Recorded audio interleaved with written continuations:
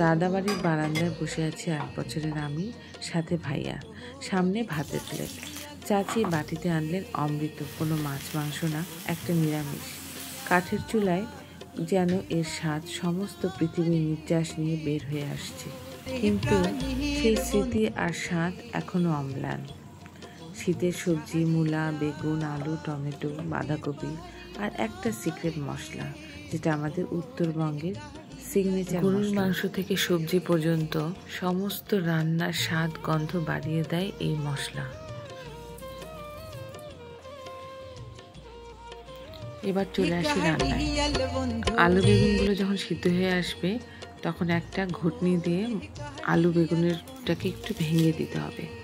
তারপরে ধনিয়া পাতা, মরিচ এসব দিয়ে একটু গার্নিশ করে ব্যাস চুলাটা বন্ধ করে রেখে মশলাটা। শীতের গরম ভাপা পিঠা অথবা রুটি অথবা ভাত, যার সাথেই খাবেন, অমৃত এই খাবার। উত্তরবঙ্গের এই বিখ্যাত মশলাটা রেসিপি লাগবে নাকি? লাগলে কমেন্টে লিখুন মশলা।